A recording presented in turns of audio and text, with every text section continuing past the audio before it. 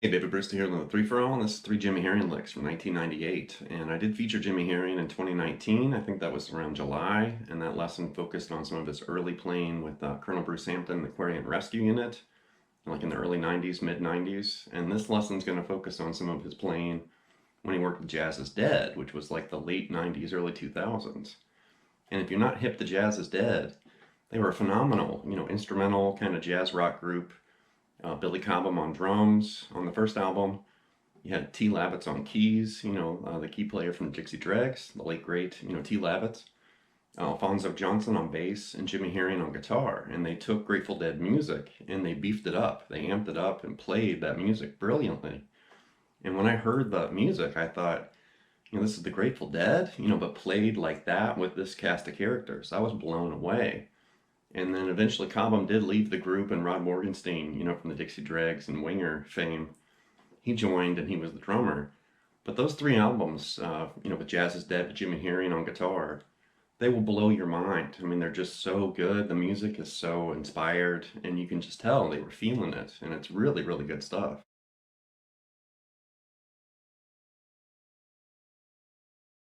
So for me, I became a fan of Jimmy Herring when I was still a student at AIM, the Atlanta Institute of Music, and Jimmy Herring used to teach there. And when I enrolled as a student, he was no longer an instructor, but his name was still carried on. Everybody was talking about Jimmy Herring, and a lot of his curriculum and lessons and things were still, in the library and still part of the school. So I did, kind of get exposed to his music that way.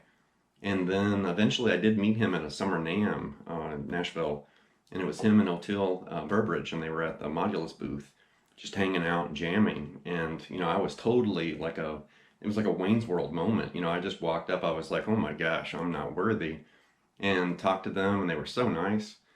And then I did see Jimmy with the Dead. That was in 2003, and the only reason I went to that concert was to see him with the Dead, and it was Bob Weir and Phil Lesh and everybody. But Jimmy Herring just shined like the sun, at that show. And I also did write a lesson for Guitar Player magazine, Widespread Chaos, and that was in, October of 2017. So I'm definitely a big Jimmy Herring fan. I've been following him for a long time. And there's some killer licks in this lesson.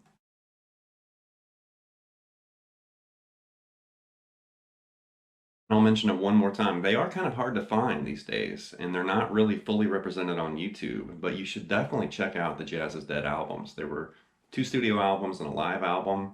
The group did continue after, that initial kind of lineup, and I think the name continued, but then the members and the musicians in the group were completely different, and the band kind of, took on a different path or a different direction at that point. But I'm going to flash an image with the album cover so you can see them. But really seek these albums out, and really any album with Jimmy Herring. Frog Wings and Aquarium Rescue Unit, of course. There's a whole bunch. Project Z. There's a whole bunch of great stuff with Jimmy Herring just blazing, on guitar.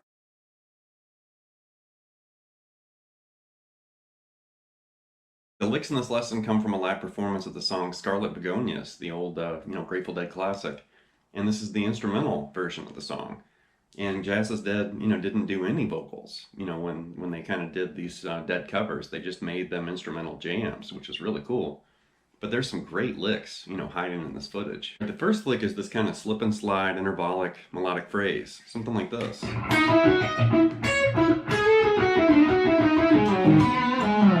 One more time.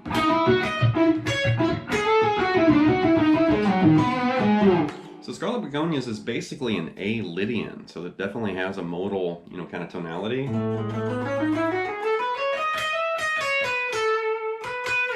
And what he's doing here,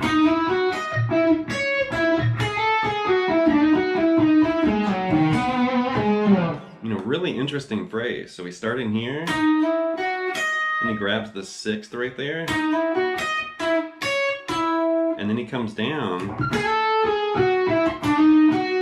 and he almost kind of gives it like that bluesy kind of finish. And then right here, and I love the way he kind of finishes it, in another position, and sets up, for another phrase or another lick. This phrase is a good example of what I really like about Jimmy Herring. It's his phrasing, the way he puts his ideas and his licks together.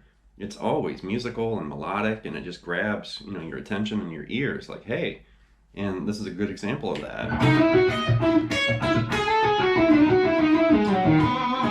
It has this smooth kind of, you know, effortless charm, but it's really cool, and it is challenging. I mean, that's a tricky lick.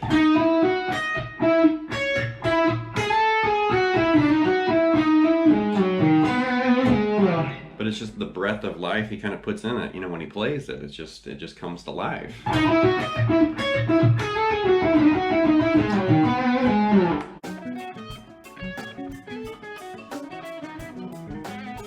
Next example has a melodic phrase from the song, and then Jimmy whips out this crazy legato lick that's basically one of his signature, you know, phrases, like this.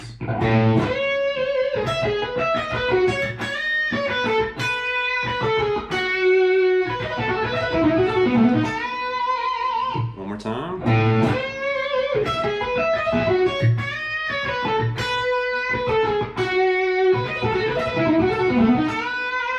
This is a crazy little lick. So it starts with this. And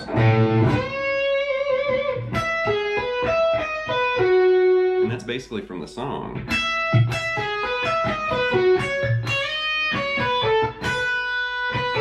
And think A Lydian right there.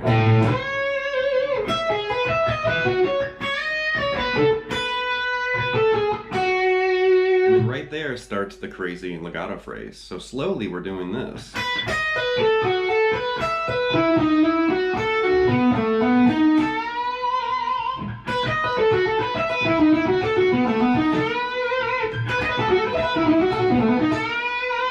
You know, really tasty lick. I love those phrases.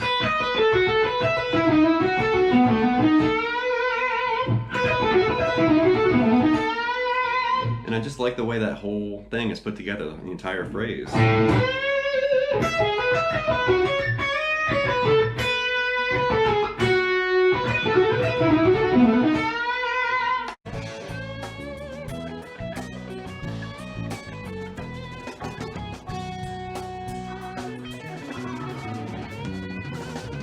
The next lick is technically the same part of the song, but it's the next time it comes around, so there's something different. And the first half of the phrase is exactly the same as the previous lick, but the second half is where it changes, like this.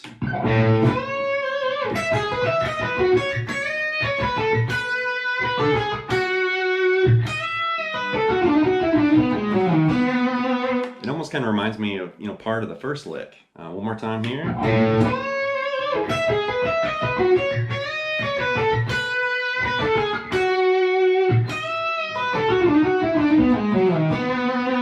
So right there, the first part's exactly the same. And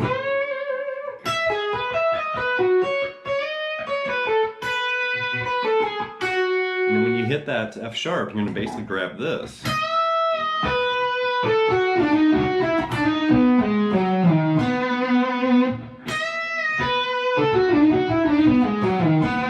Like I said, it kind of reminds me of the very first lick, you know, the way it kind of moved in that lower position.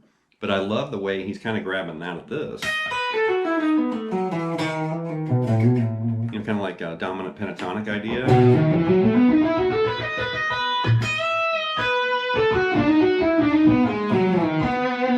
And I just love the way he's kind of ending that phrase like that. It has that real slippery kind of, you know, falling down the stairs, but you land on your feet kind of feel.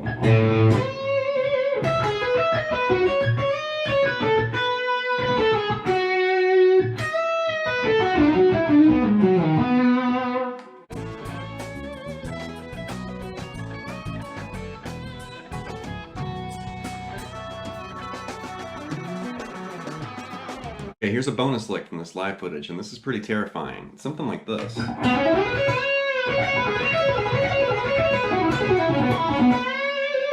One more time.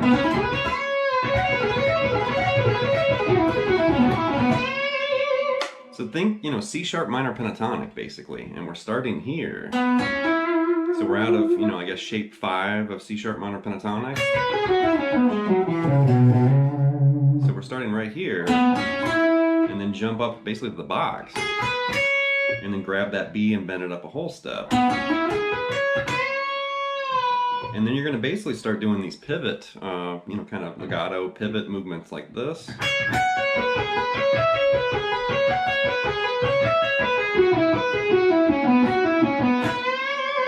So that first thing, you're going to basically grab this F sharp, come down, and then you're going to grab E, and you're alternating or pivoting between E and F sharp right there.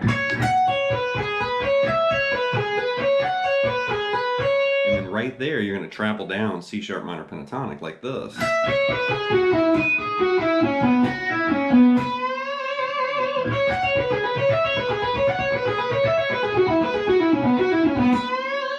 that. And that's pretty terrifying, you know, you put that whole lick together.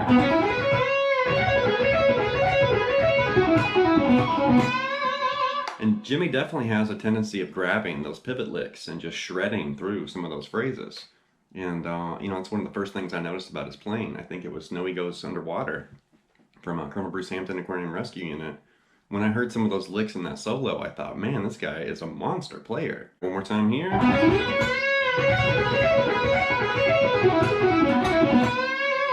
Such a cool lick.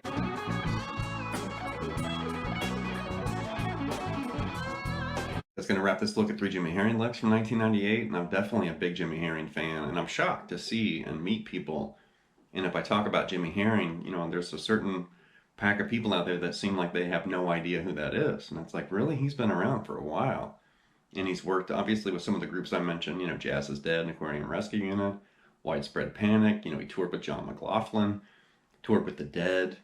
You know, I mean, he's done a lot of amazing things. Done a lot of work with Derek Trucks and, you know, kind of some fill-in work with the Allman Brothers. There's a whole bunch of stuff that Jimmy Herring's done. And, you know, just an exciting player, you know, full of technique and all these great ideas. But he also has a player's mind and a theory, you know, head where it's like he knows what he's doing.